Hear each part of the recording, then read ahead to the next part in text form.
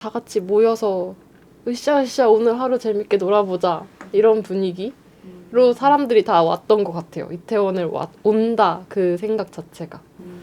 그래서 엄청 활기차고 자유로운 분위기에서 놀 수 있는 공간이어서 그랬던 것 같아요.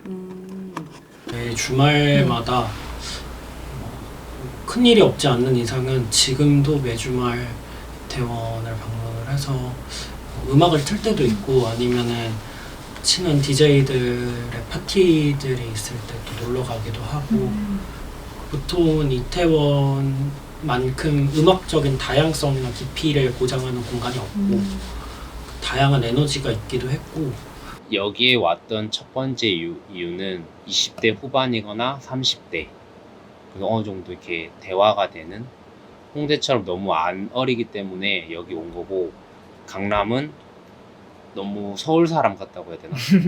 뭔지 알죠? 네. 근데 여기는 너무 이제 외국인들도 많고 이제 그래서 진짜 친구 같은 이제 그런 느낌이 좋았어요.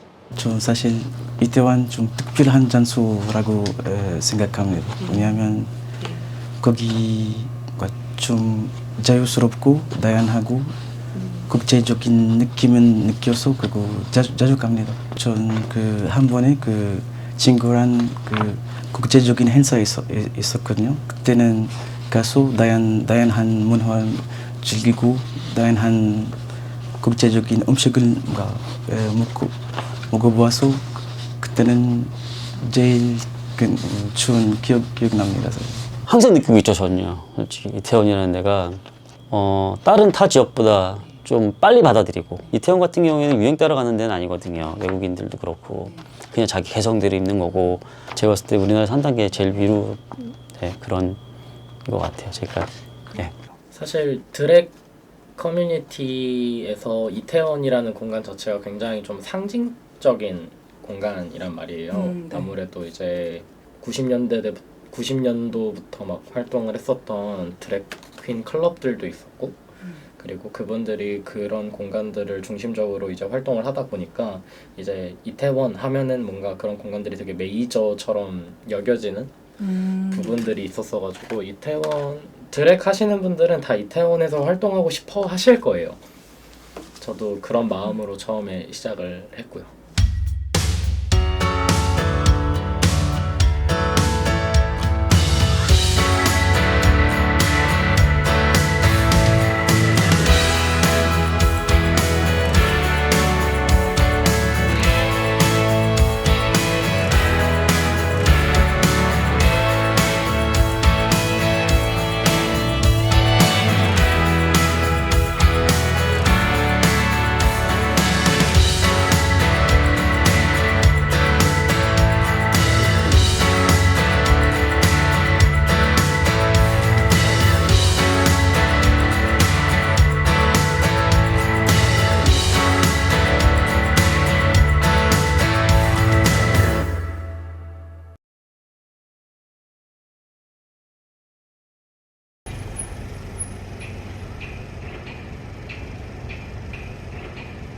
평온한 모습을 보여주고 있는 낮의 이태원 거리.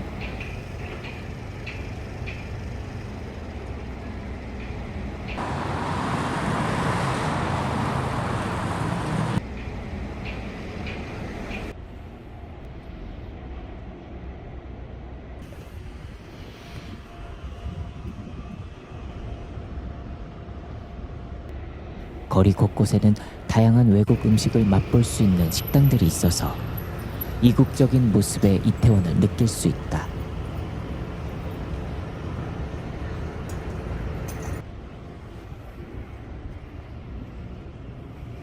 이태원의 밤은 시간이 깊을수록 마음 먹고 놀자고 오는 목적으로 사람들이 모이고 있다. 이국적인 거리 모습과 자유로운 분위기에서 놀 수 있는 공간, 이태원. 흥미롭고 독특한 이태원은 언제부터 이러한 문화가 정착되었을까?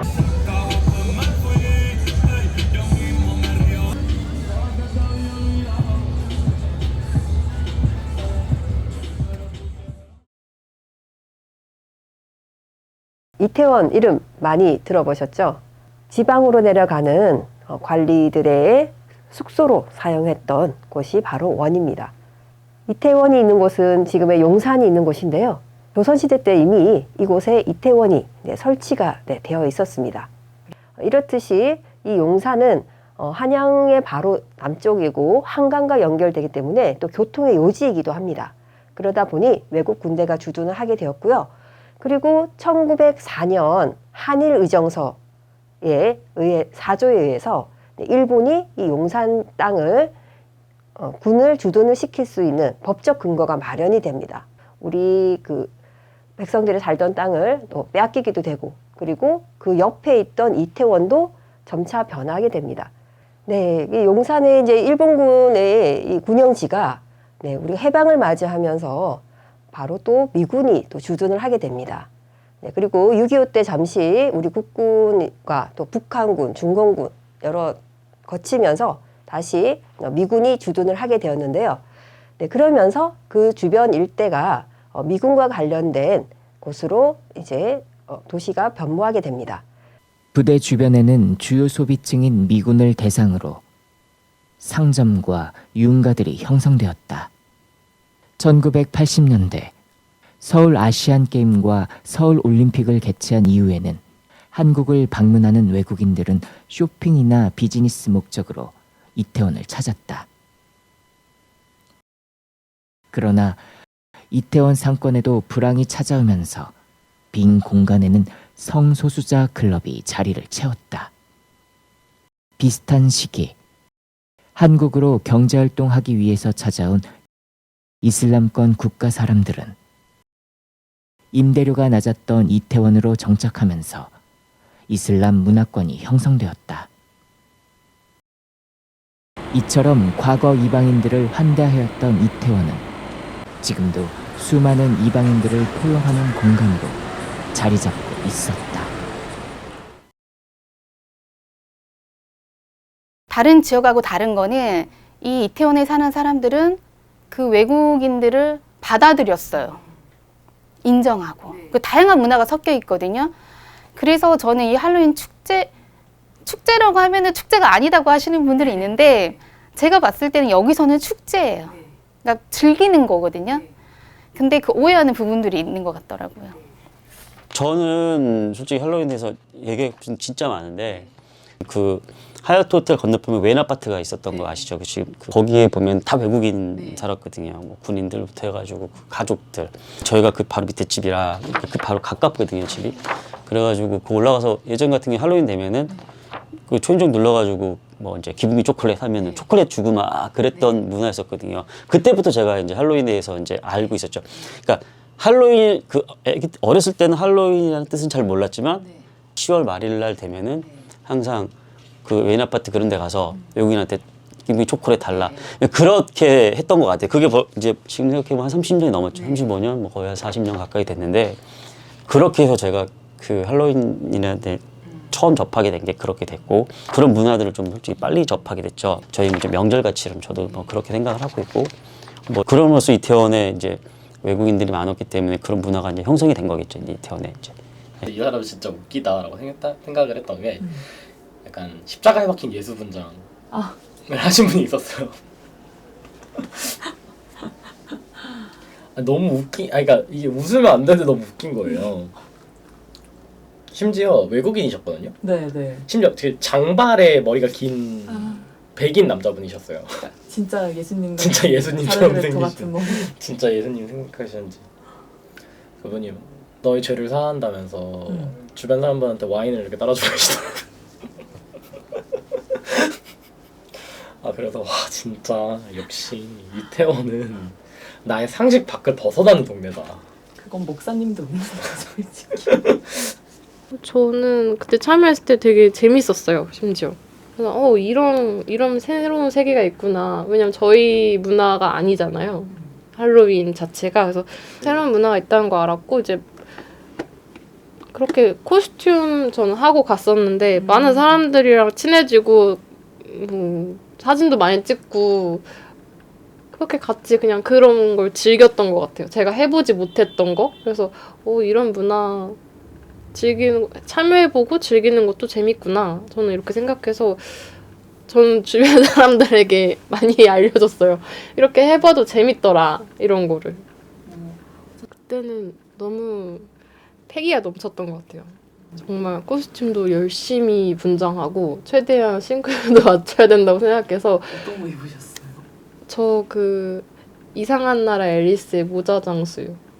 막 소품도 구하고 그 할로윈 파티 그날 가기 위해서 한 달 전부터 계속 그런 거밖에 안 보여서 계속 그런 것만 사고 모으고 이렇게 하고 갔던 것 같아요.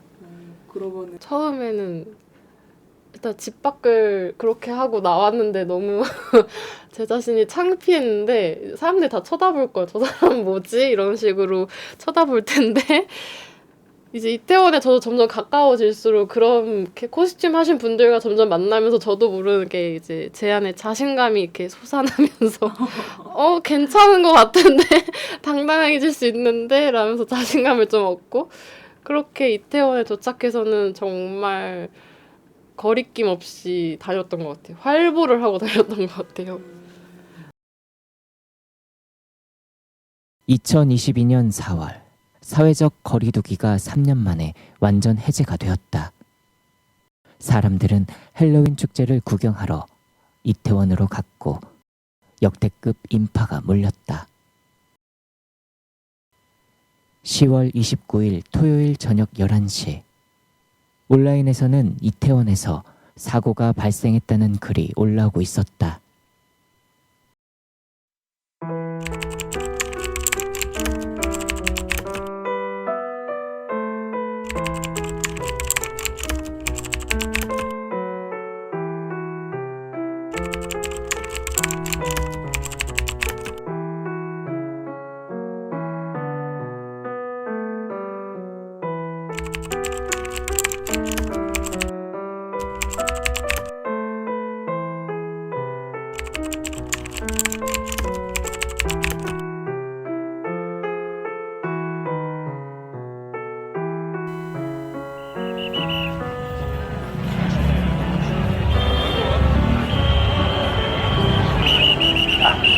이태원 한 골목에 시민 10여 명이 깔려 다쳤다는 첫 신고가 접수됐습니다.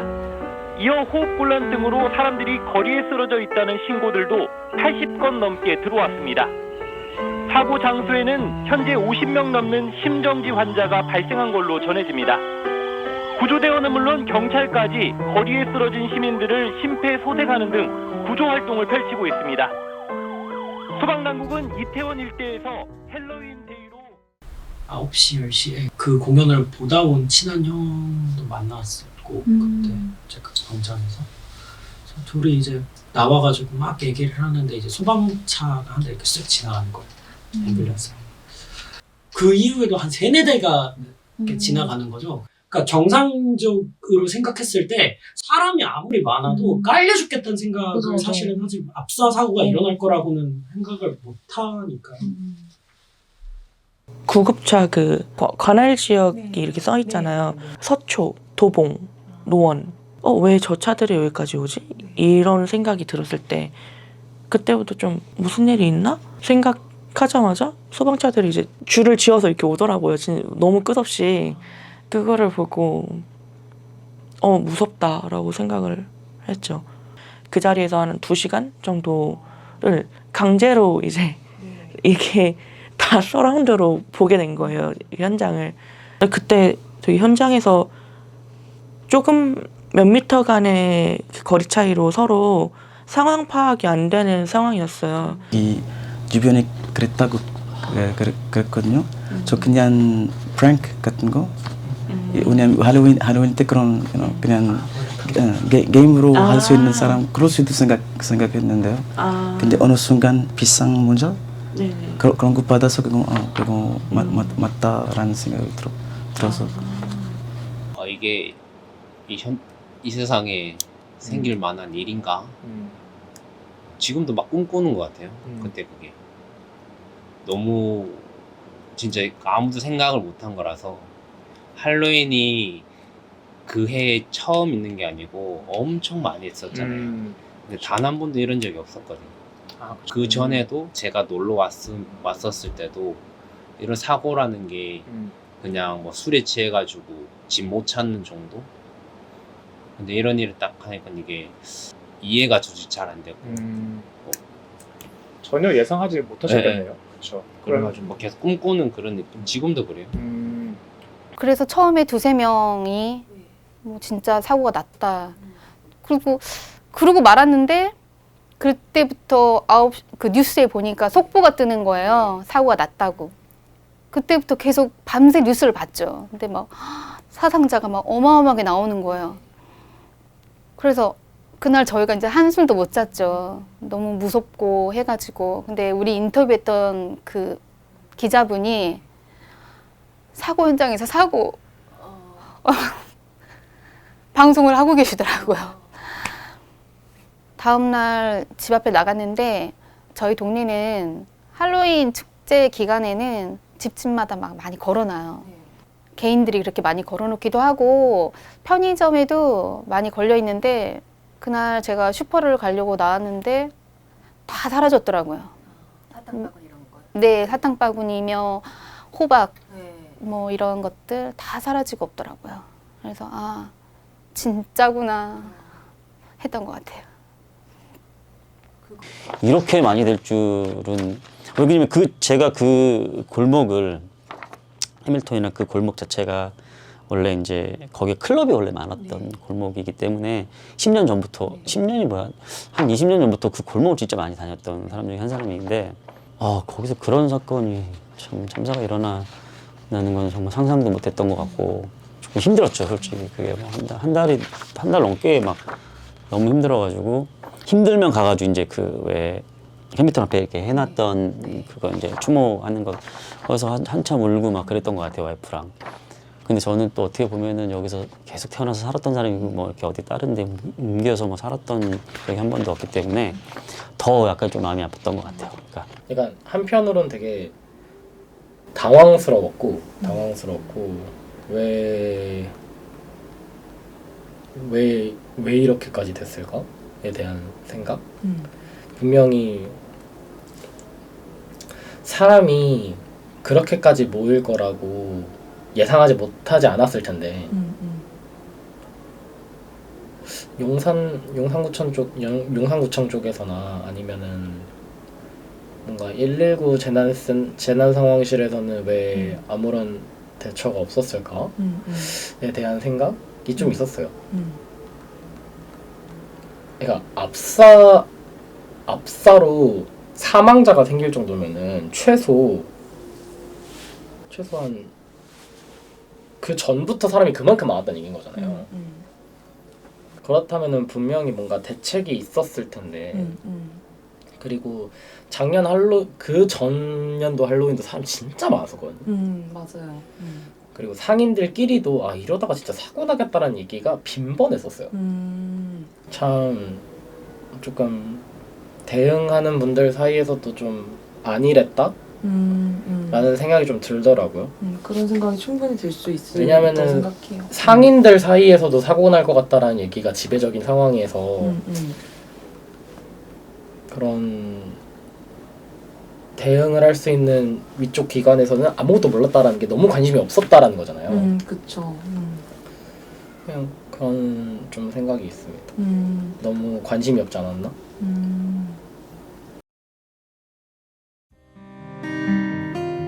사고 다음 날 이태원 1번 출구 앞에는 많은 사람들이 사고로 희생된 이들을 추모하기 위해서 흰 국화와 함께 추모 메시지가 담긴 포스트잇이 붙어 있다.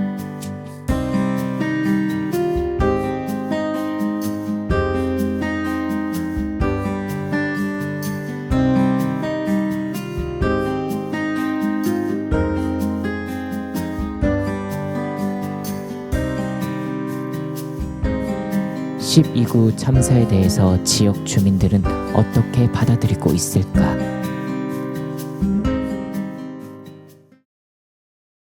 (10월 29일) 일어났던 이태원 참사 희생자들을 추모하는 용산 시민의 날, 용산 시민의 추모의 날 행사를 진행하려고 합니다.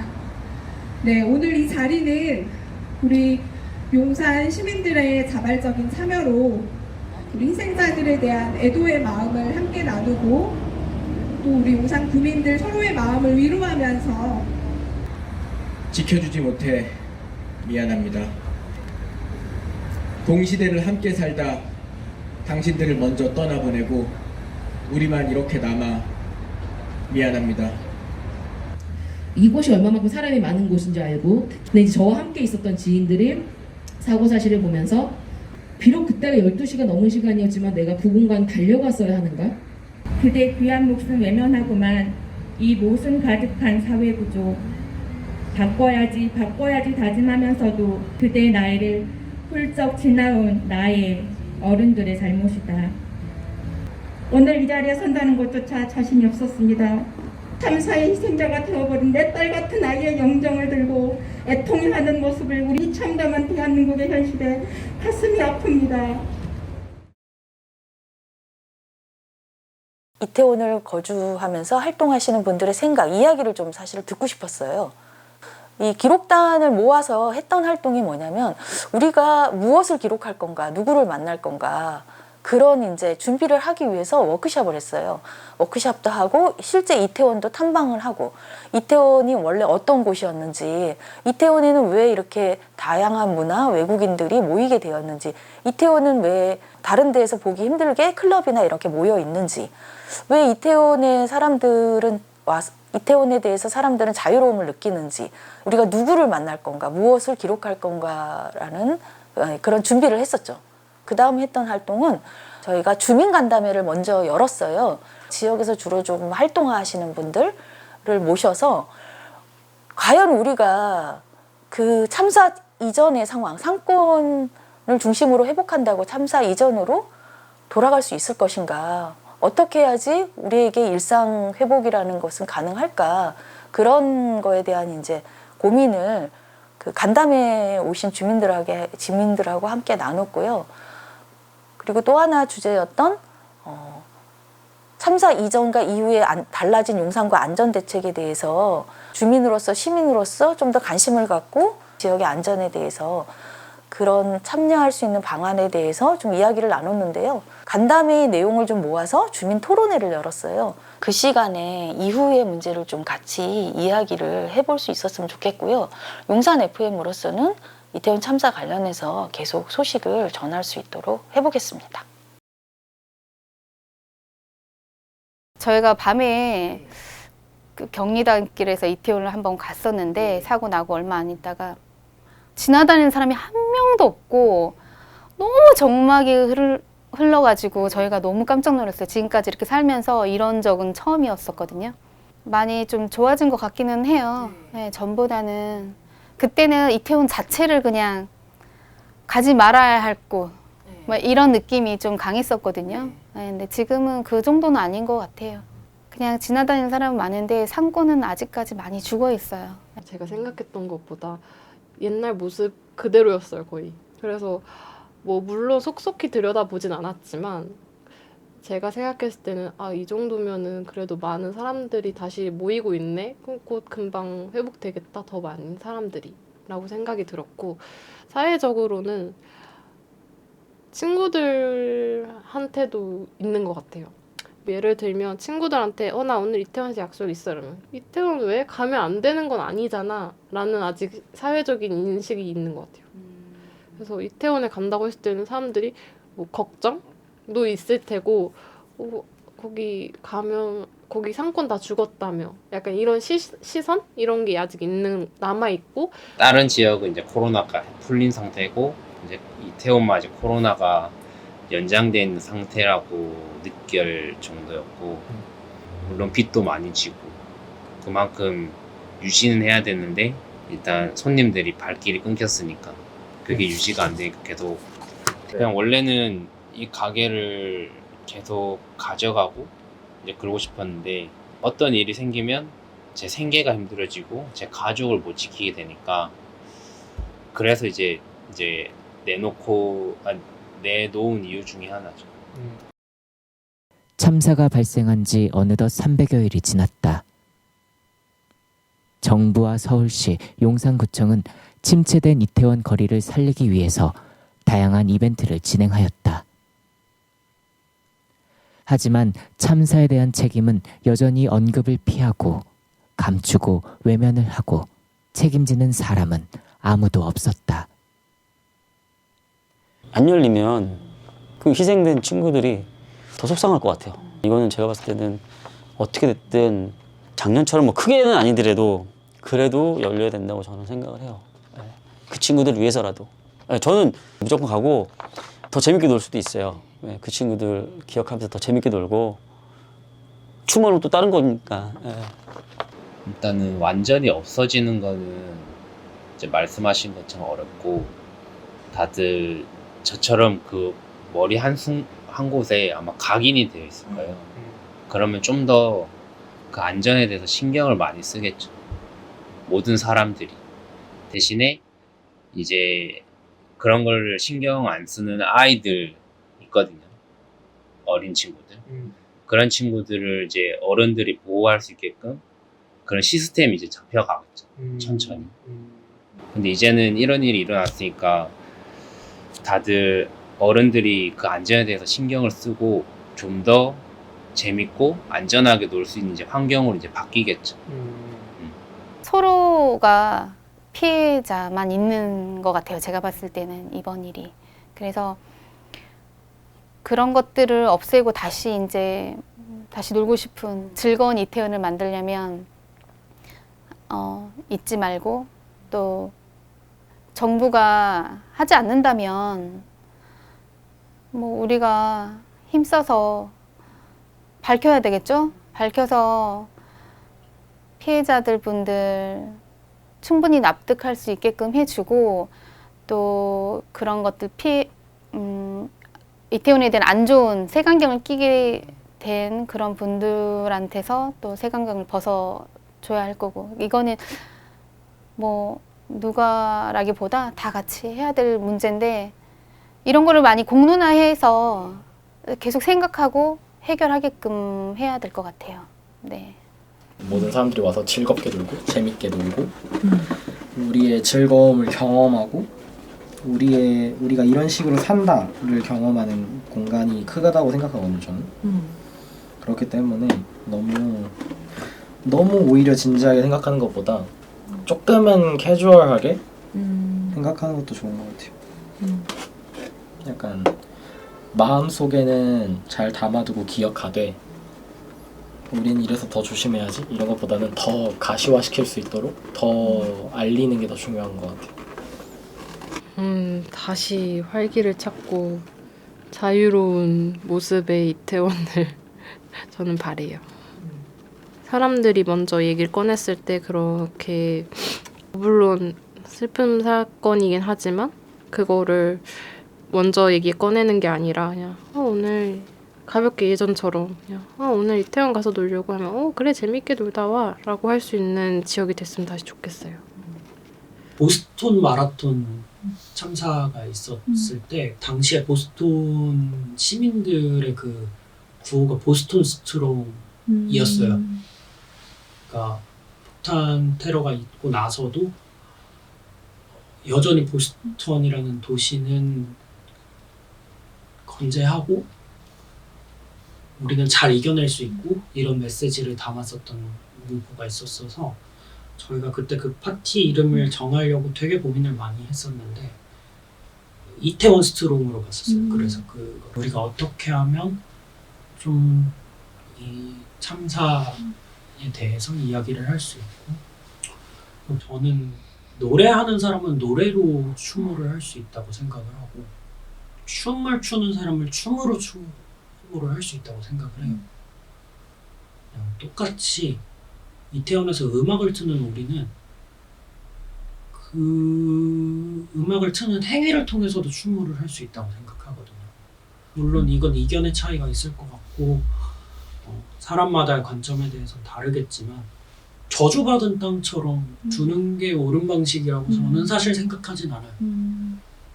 이태원이란 공간 자체가 잘못한 게 아니라 희생되었던 희생자분들도 이곳에 재미와 에너지와 즐거움이 있어서 찾아온 사람들이고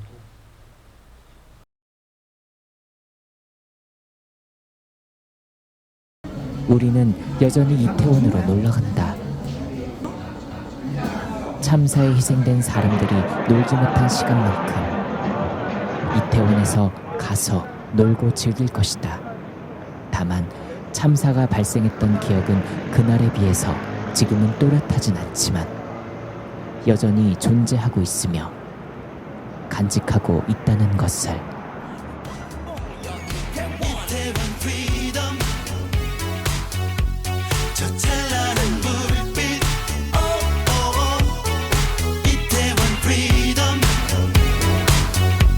젊음이 가득한 세상 이태원 프리덤